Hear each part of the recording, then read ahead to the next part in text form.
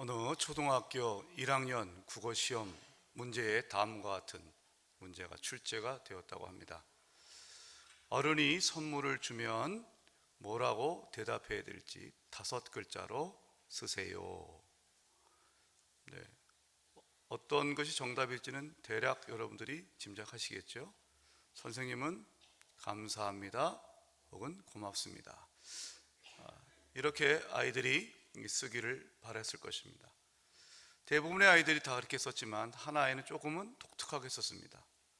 뭐라고 썼을까요? 이렇게 썼답니다. 뭘 이런 걸 다. 뭘 이런 걸 다. 5글자입니다. 아마 부모님들이 하는 말을 잘 들었던 것 같아요. 네. 우리가 흔히 좋은 어떤 선물을 받으면 뭘 이런 걸 다 갖고 오세요.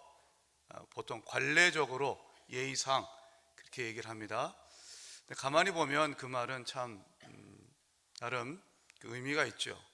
뭘 이런 걸이라고 하는 것은 좋은 걸 갖고 올 때 얘기합니다.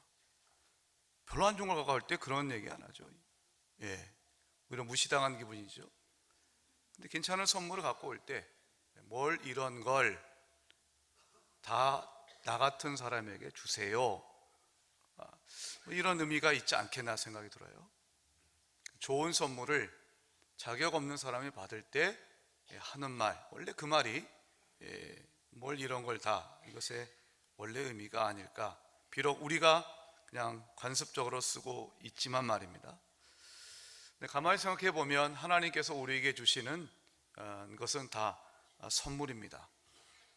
특별히 우리가 얻은 구원도 선물입니다. 아니, 구원은 선물일 수밖에 없습니다.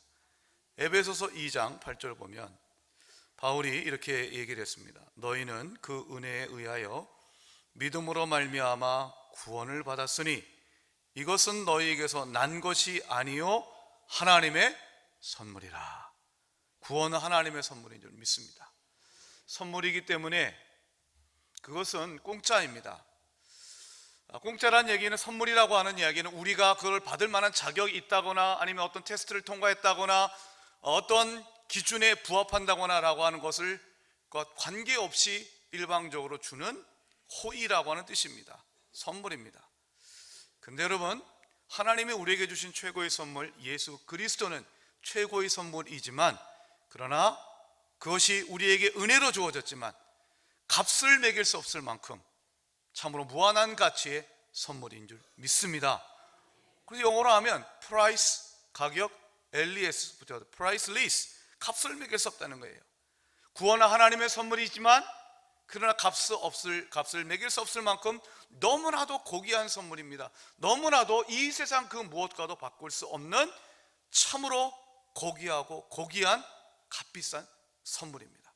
왜냐하면 하나님이 가장 사랑하시는 당신의 아들을 우리를 위해 주셨기 때문입니다. 오늘은 사순절 6번째 주일입니다.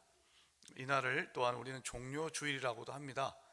종료주일이라고 부르는 이유는 예수님이 이제 예루살렘에 입성하실 때 사람들이 종려나무 가지를 꺾어서 호산나 우리를 구원하소서라는 뜻이죠. 호산나 우리를 구원하소서. 그 예수님을 환호했다라고 하는 데서 비롯됩니다. 그리고 내일부터는 우리가 고난주간이라고 합니다. 우리가 고난주간을 지낼 때 저희 교회에서는 특별 새벽 기도회를 드립니다. 5시 50분부터 시작이 됩니다. 그렇지만 10분 전 5시 40분부터 아름다운 올간 반주를 통해서 여러분의 기도를 도울 것입니다. 새벽에 아침에 일찍 출근하셔야 되는 분들 조금은 일찍 일어나셔서 오셔서 올간 반주 찬양을 들으시며 기도하시면 십자가의 은혜가 여러분 가운데 충만히 임하게 될 줄 믿습니다. 저는 오늘부터 시작해서 이번 주 고난주간 5일 동안의 새벽 기도회, 그리고 성금요일 예배까지 합해서 7번에 걸쳐서 예수님의 마지막 7 말씀을 함께 여러분들하고 묵상하고자 합니다. 이걸 흔히 보통 가상칠언이라고 했습니다. 십자가 위에서 하신 7 말씀, 그래서 가상칠언이라고 합니다. 제가 한번 가상칠언이 뭔지 7개의 말씀을 읽어봐 드리겠습니다. 첫 번째 말씀, 아버지 저들을 사하여 주옵소서. 자기들이 하는 것을 알지 못함이니이다. 두 번째 말씀, 내가 진실로 내게 이르노니 오늘 내가 나와 함께 낙원에 있으리라. 세 번째 말씀, 여자여 보소서 아들이니이다. 보라 내 어머니라. 네 번째 말씀, 엘리 엘리 라마 사박다니, 나의 하나님 나의 하나님 어찌하여 나를 버리셨나이까. 다섯 번째 말씀, 내가 목마르다. 여섯 번째 말씀, 다 이루었다. 일곱 번째 말씀, 아버지 내 영혼을 아버지 손에 부탁하나이다.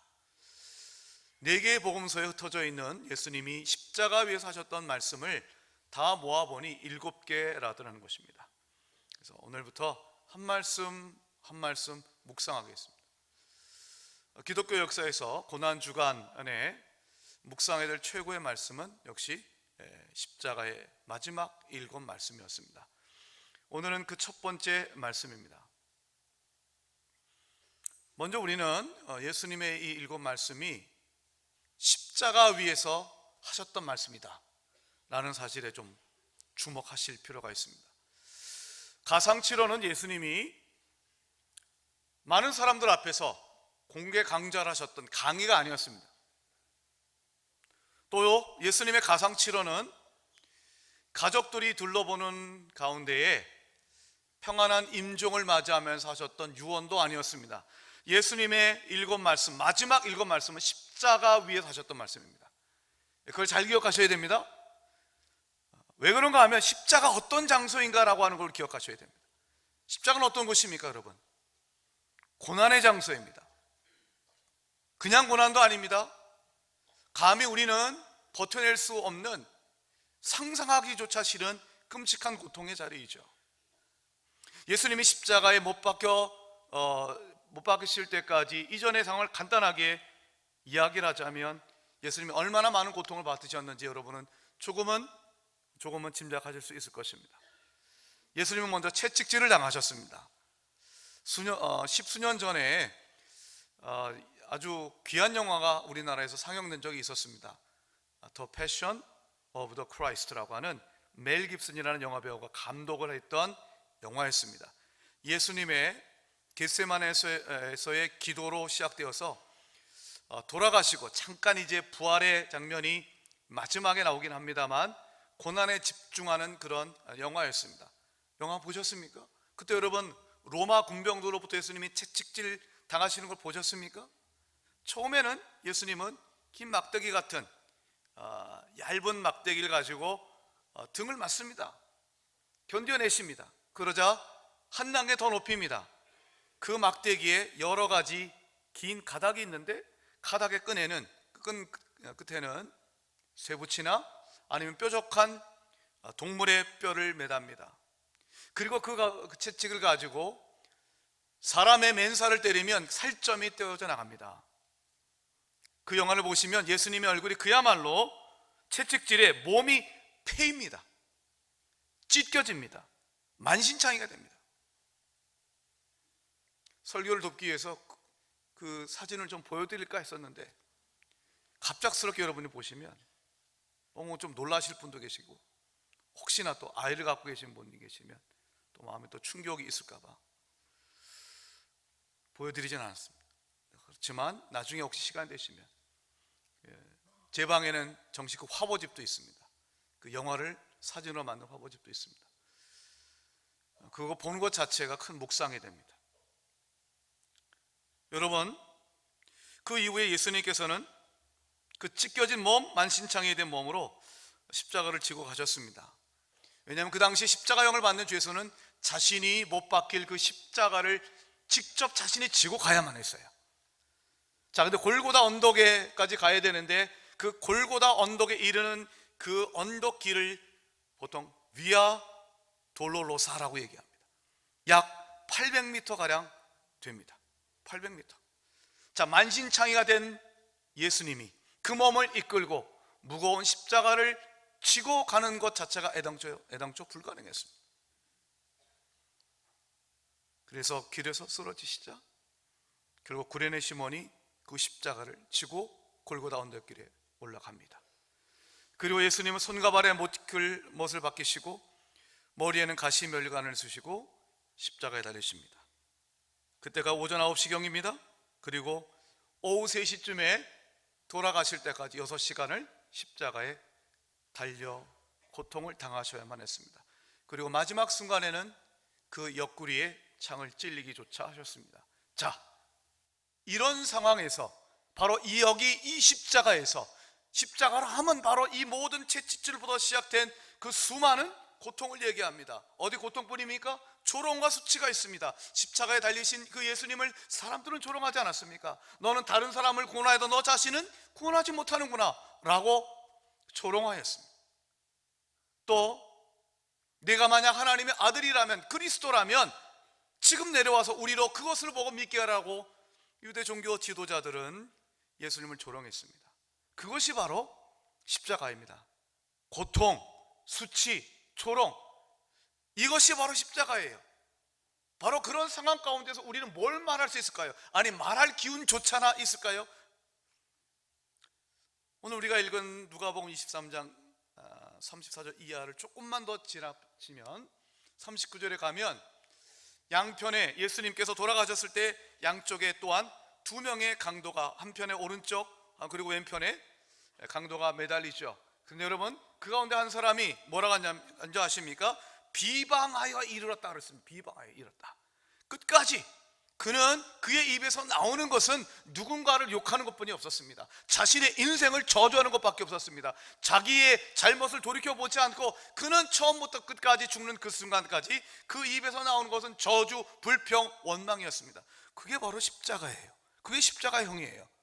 그런데 그 십자가에서 원망과 불평이 아니라 저주와 악담이 쏟아질 법한 그 십자가에서 예수님이 쏟아내셨던 말씀, 그게 십자가의 마지막 일곱 말씀, 가상 7원이라는 것입니다.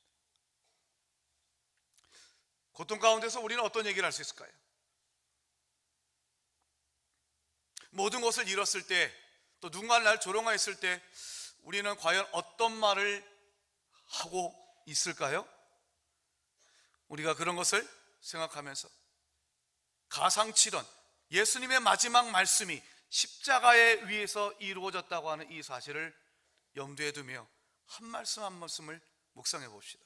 첫 번째 말씀은 이것입니다. 한번 절 따라 하십시다. 아버지, 저들을 사하소서. 자기들이 하는 것을 알지 못함이니이다. 예수님의 마지막 일곱 말씀 가운데 첫 번째 말씀, 그 첫 번째 말씀 가운데서도 첫 번째 단어는 뭐냐? 아버지라는 단어였습니다. 아버지, 아버지. 사실 부르는 것이 아버지요, 우리말에서 아버지 이름만 해도 부르는 호칭이 됩니다. 여러분, 예수님이 십자가에서 첫 번째 하셨던 말씀이 아버지라는 이 사실은 너무나도 곱씹고 또 곱씹어야 될 너무나도 소중한 말씀이에요. 예수님은 그 모진 십자가의 고통 가운데서도 하나님 아버지를 바라보셨어요. 의지하셨어요. 그리고 그의 입술의 첫 번째 단어는 아버지였어요. 사람은 언제나 내 마음의 중심, 고통 가운데 있으면 내 마음에 있는 것을 털어놓기 마련입니다. 평상시에는 그럴듯하고 괜찮아 보이고 그렇게 얼마든지 내 자신을 가장할 수 있습니다. 종교적 허영은 허세를 부릴 수 있습니다. 지금은 제가 이렇게 목사 가운을 입고 여러분들 1000여 명이 넘는 여러분들 앞에서 제가 거룩한 척할 수도 있습니다. 그러나 여러분, 내 삶에 고난이 오고 내 삶에 조그만 고통이 올 때 제 입술에 원망과 불평이 나오는 것을 여러분들은 못 들으셨기 때문에 제 목사가 거룩한 척인 줄 아시지, 얘가 얼마나 비열하고 얼마나 참으로 부족한 사람인 것을 여러분들은 모르실 거예요. 그런데 여러분, 그 가운데서, 고통 가운데서 예수님이 하셨던 첫 번째 말씀, 아버지. 여러분, 예수님께서 가르쳐 주셨던, 제자들이 가르쳐 주셨던 기도의 첫 번째 마디가 뭡니까? 주기도하면 어떻게 하죠? 하늘에 계신 우리 아버지요. 그러나 헬라어 원문상으로 아버지가 먼저 나옵니다. 파테르, 아버지요, 우리의 하늘에 계신, 순서가 이래요. 그러니까 아버지가 먼저 나와요. 여러분, 기도가 뭡니까? 기도 어렵게 생각하지 마세요. 기도는 우리가 하나님을 아버지라고 전심으로 간절한 마음으로 부르면 그것이 기도입니다.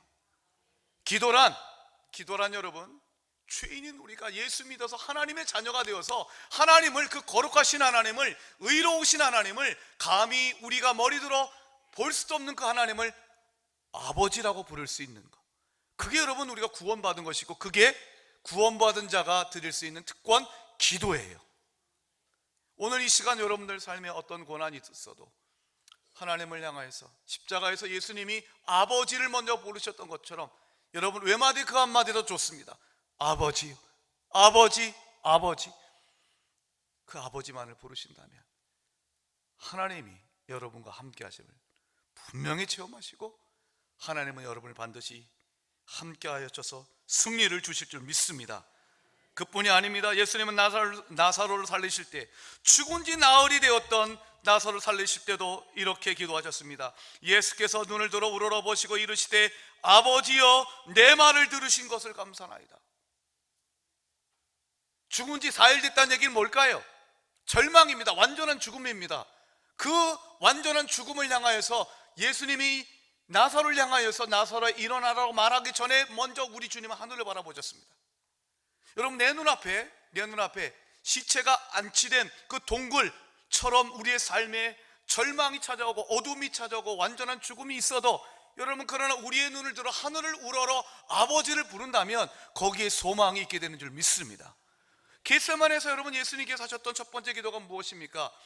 아빠, 아버지여, 아버지께는 모든 것이 가능하오니 이 잔을 내게서 옮기시옵소서. 그러나 내 원대로 마옵시고 아버지의 원대로 하옵소서. 이것이 바로 겟세마네의 기도였습니다.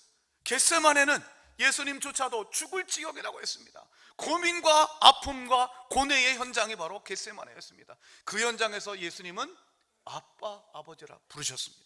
아빠가 뭡니까? 아바가 뭡니까? 어린아이가 아버지를 향한 절대적 신뢰를 가지고 아버지를 부를 때에 쓰는 말이 아바잖아요. 예수님은 십자가에 달리셨을 때뿐만 아니라 이미 예수님께서는 우리에게 기도를 가르쳐 주실 때도 아버지라고 먼저 부르라고 하셨고, 죽음의 한복판에서도 겟세마네 동산에서도 아버지를 부르셨습니다. 아버지입니다. 그 아버지를 부르는 자, 하나님이 함께 하심을 경험하고 하나님이 반드시 여러분을 지켜주실 줄 믿습니다. 감리교의 창시자 요한 웨슬리는 1791년 그의 나이 87세의 나이로 세상을 떠날 때에 그가 평상시 4만 번 넘게 설교하는 가운데 자주 되뇌었던 한 가지 그의 가슴 속에 있었던 유언처럼 남겨두던 한 말씀이 있었습니다. 그것은 이것이었습니다. 세상에 가장 좋은 것은 바로 하나님이 우리와 함께 하신다는 사실이다. 이 세상에서 가장 좋은 것은 무엇인가? 하나님이 우리와 함께 하신다는 사실이다. 그는 그것을 4만 번이 넘는 설교 가운데 언제나 사람들에게 전했고, 죽는 그 순간에도 그는 사람들에게 세상에서 가장 좋은 것은 하나님과 함께하는 것이라고 그는 되뇌이었습니다. 사랑하는 여러분, 아버지를 찾으십시오. 십자가를 바라보십시오. 십자가에서 아버지를 찾으셨던, 부르셨던 우리 예수님의 신앙을 따라 우리도 아바, 아버지라 부르는 아바의 신앙이 우리 가운데 있길 주의 이름으로 축원드립니다. 두 번째, 예수님은 이렇게 말씀하셨습니다. 아버지, 저들을 사하여 주옵소서. 한번 따라 합시다. 아버지, 저들을 사하여 주옵소서. 그 저들이 누구입니까? 예수님을 채찍질하고 조롱했던 자들이었습니다. 예수님은 제자들에게 이렇게 가르치신 적이 있으셨어요. 너희를 저주하는 자를 위하여 축복하고 너희를 모욕하는 자를 위하여 기도하라. 너희 원수를 사랑하며 너희를 박해하는 자를 위하여 기도하라. 여러분, 예수님이 이 말씀을 가르쳐 준 것에 그치지 않고 그분은 친히 그 십자가에서 그 말씀대로 사셨어요. 저들을 사여 주옵소서. 자기를 모욕하고 박해하고 저주하는 자들을 위한 기도, 축복. 어떤 책에서 읽은 내용입니다. 미국의 텍사스에 살고 있었던 한 사내가 아내가 있고 그리고 자녀가 있음에도 불구하고 가족들을 버리고 캘리포니아로 떠납니다. 그리고 그는 30년 동안 아무 연락도 하지 않고 자기 멋대로 살다 결국 무일푼으로 죽습니다. 그런데 유언을 남깁니다. 내가 죽거들랑 자신을 고향 텍사스에 묻어달라고. 이 소식을 가족들이 들었습니다. 가족들이 어떻게 반응했을까요? 가족들이 다 한결같이 분개합니다. 그 인간이 우리와 무슨 상관이 있어? 아버지 역할을 제대로 했어? 남편의 역할을 제대로 했어? 그 인간 때문에 우리가 얼마나 고생했는데 왜 우리가 그 시신을 거두어야 돼? 모든 자녀들이 그렇게 얘기를 했어요. 근데 한 명 믿음이 좋았던 한 아들이 이렇게 이야기를 했답니다. 성경을 보면 내 부모를 공경하라고 했는데 어떤 부모라는 말은 있지 않다. 무슨 말일까요? 성경에서 하나님이 돈 잘 버는 부모 공경해라 그렇게 말씀하지 않으셨어요. 하나님께서 많이 배운 부모 공경해라 그렇게 안 말씀하셨어요. 하나님께서는 너에게 잘해주고 네 평생을 책임져 줄 수 있는 능력 있는 부모 공경해라 그런 말씀 안 하셨어요. 그저 하셨던 말씀은 내 부모를 공경하라. 그거 했다는 거예요.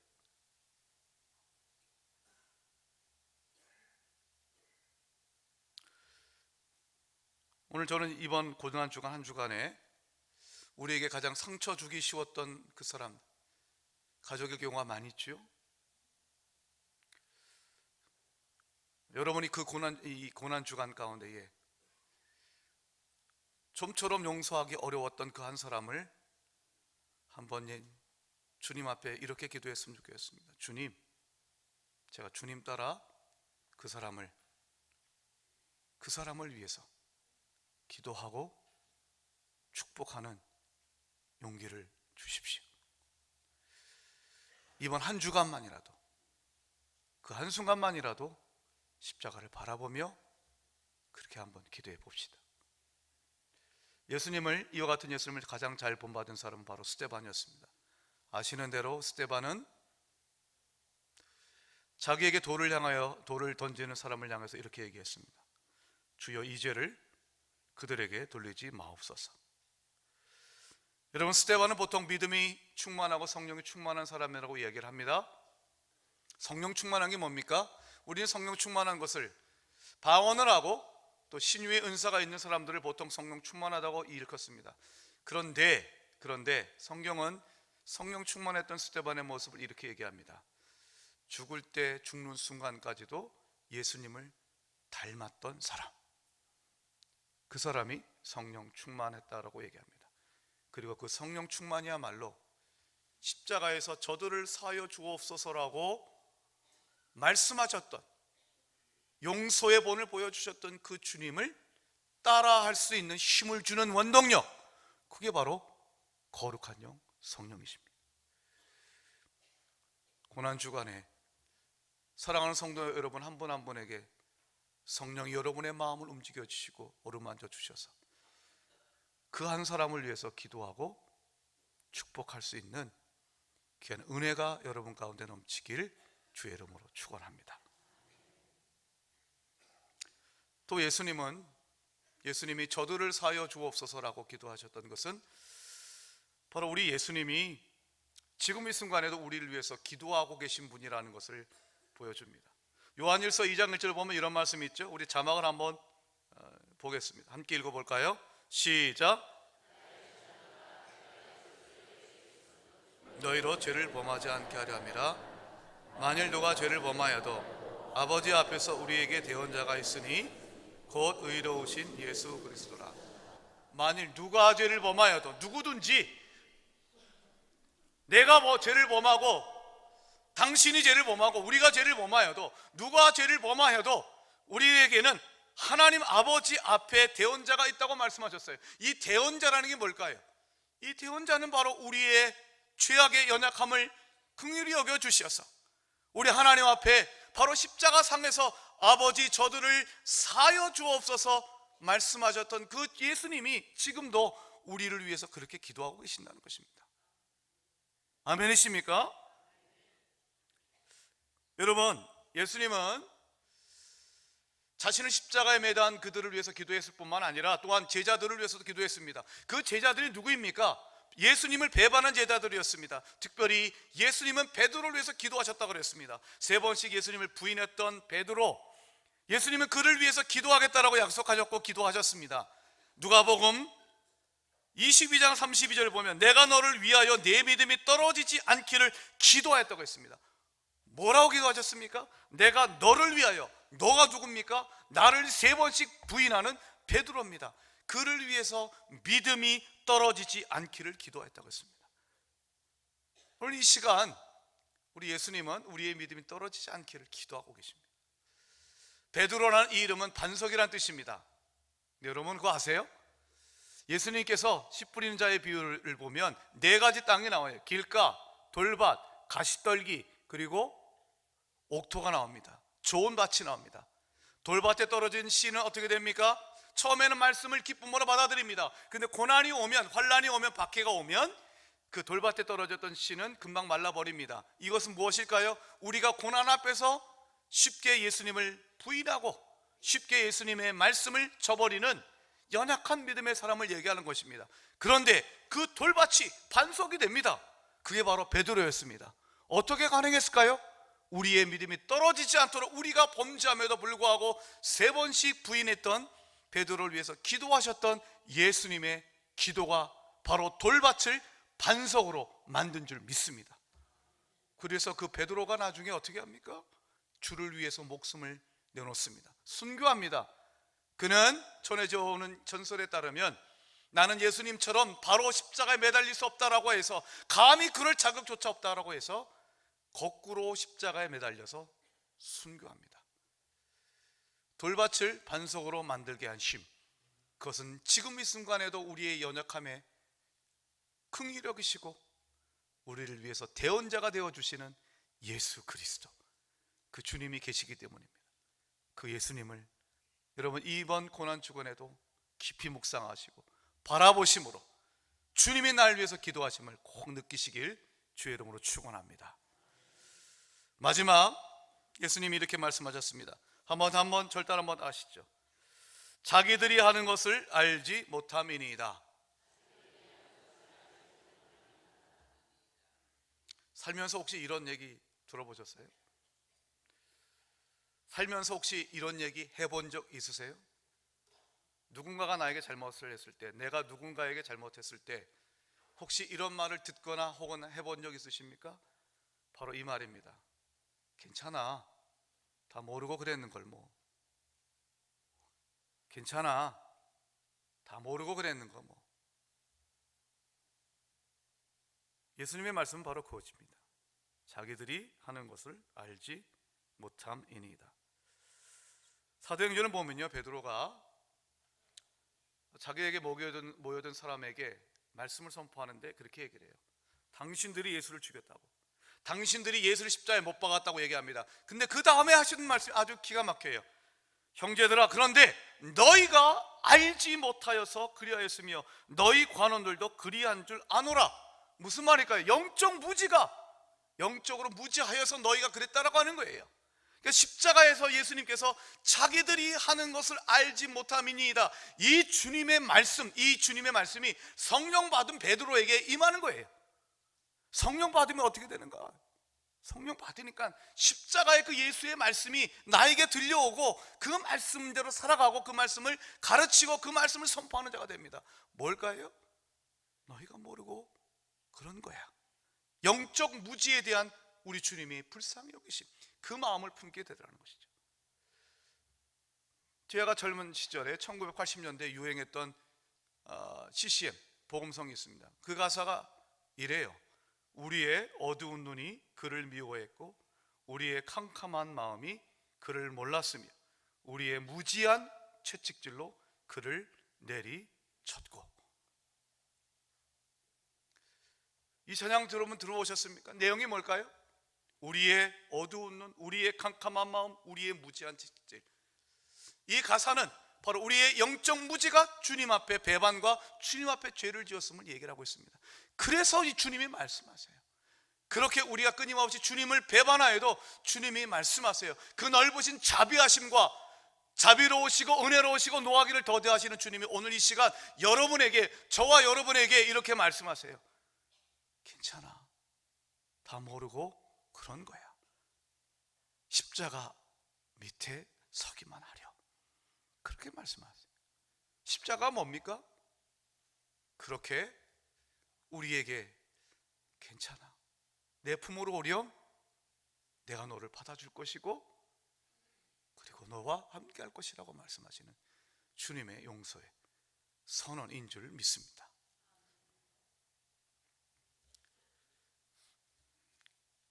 한신대학교라고 있습니다. 기독교 장로의 신학교죠. 학장을 지내셨던 그 김정준 목사님, 구약학 교수님이셨습니다.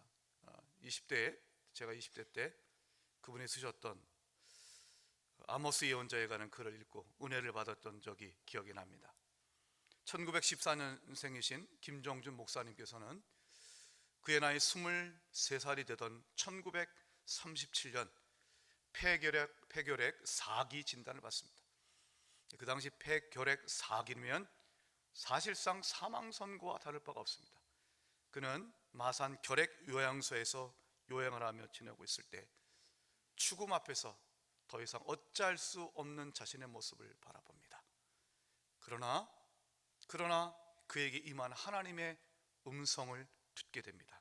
그 음성의 내용은 내 힘으로는 벗어날 수 없지만 하나님의 손에 붙들리면 살 수 있다는 하나님의 자비의 음성이었습니다. 그 음성을 듣고 그가 하나님께 다음과 같은 기도문과 같은 시를 지었습니다. 잠시 요약해서 일부를 발췌하여 들려드리겠습니다. 나는 주님의 것이외다. 내가 주님의 것이 되고자 원하기 전에 주님은 나를 주님의 것이라 말씀했나이다. 내 과거나 현재도 죄뿐이요 또 내 미래도 거룩한 보증을 할 수 없건만 그저 주님은 나를 주님 것이라 말씀하나이다. 주님은 나를 주의 것이라 하시지만 이것은 또 몇 번이나 주님을 반역할지 모르겠는데 그래도 주님은 주의 것이라 말씀하나이다. 내게는 배암 같은 간사함이 있고 표범 같은 악독함이 있사온데도 주님은 그래도 너는 내 것이라 하나이다. 내 교만이 바벨처럼 높고 내 비루함이 숲풀처럼 우거졌건만 그래도 주님은 너는 내 것이라고 하나이다. 음부도 내 흑암에 비길 바 못되고 우주도 오히려 내 죄악보다도 적건만 그래도 주님은 너는 내 것이라 말씀하나이다. 성도 여러분, 오늘은 사순절 6번째 주일입니다. 십자가가 무엇입니까? 여전히 죄악임에도 불구하고 우리의 과거와 우리의 현재와 우리의 미래가 죄악으로 가득 차 있어도 십자가만을 의지하면 그 보혈로 우리를 정케하시고 우리를 향하여 너는 나의 것이라고 선포하시고 나를 품에 안아주시는 하나님의 은혜의 사랑의 음성인 줄 믿습니다. 그 사랑의 음성을 이번 한 주 동안 온전히 묵상함으로 주님의 마지막 7 말씀의 은혜가 여러분의 인생을 새롭게 하고 여러분의 인생을 회복시키시길 주의 이름으로 축원드립니다. 기도하겠습니다.